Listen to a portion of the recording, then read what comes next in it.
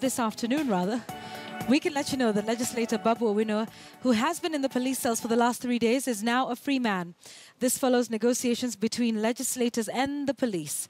He was released this afternoon after a visit by several NASA MPs and Nairobi Senator Johnson Sakaja. Speaking shortly after his release, the MPs condemned his arrest, terming it unwarranted.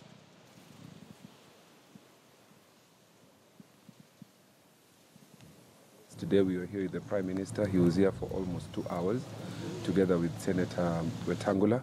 It's very unfortunate that for an alleged misdemeanor, what I would call a misdemeanor, an assault, that Mheshimiwa Babu had to spend needless hours at the police station on what we consider to have been something that he could have been released on his own cognizance. In fact, the Prime Minister, the Right Honorable, yesterday undertook to do a personal cognizance and to sign he himself and Senator Wetangula.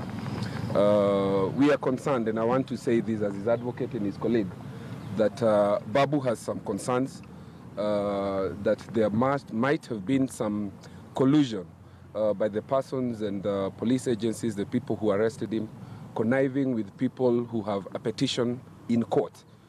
Babu has been incarcerated for no reason for the last 3 days in the cells. And I think this politics of intimidation and harassment must come to an end in this country. It cannot be that you collect a member of parliament just outside the parliament buildings, and you put him in the cells for 3 days.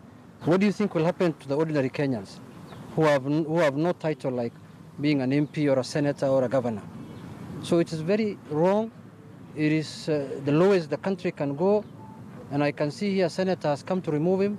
That confirms that it's Jubilee that detained him. They have come now to release him through the Senator. And I think it is very, very absurd that you can hold a member of parliament for 3 days without any charges in the cells.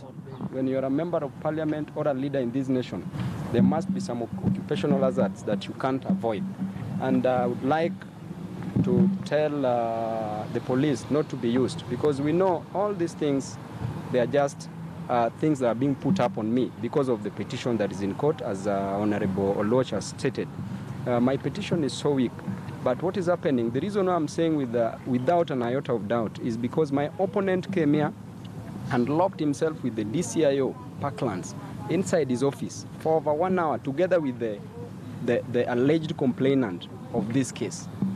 I don't know what they were discussing. After that, I received information that the plans were to make me be seen by the Justice Sergon, that I'm a violent person, because one of the grounds was that my election be nullified on grounds of violence. Another thing is that there's ballot papers, the seals, the ballot boxes, the seals, they were looking for how to make the seals to go and interfere with the ballot papers because they applied for scrutiny. I'm not scared of elections because I know leaders are chosen by God. I was chosen to lead the Embakasi East residents, and I will lead them. Alerted about the extent of, through his friends reached out to me this morning. I said it's actually really unfair. It's unfair that you can, I don't know whether the word is abduct or how they took you on Friday for what Mheshimiwa Oloch has described as a misdemeanor. And you can present him to court. He's a leader. He was elected. We don't agree on our politics. We may not agree on many things. But the one thing we all agree is that we're Kenyans, and Kenyans must have rights. And so we are saying that whoever is trying to use the criminal justice system to score whichever goals should stop. And if you're in the police force and you think by doing this you're helping Jubilee, you're not.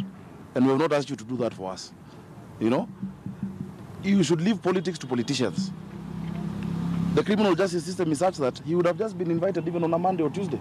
True. The alleged offenses that is being alleged to have committed are offenses that he can be taken to court and tried. And if found guilty, then, the law should follow its course. And so it's just on those grounds that I said, because for us in Nairobi, and which is my mantra, and I'm sure for many of us, whether he is NASA or Jubilee, everybody deserves justice.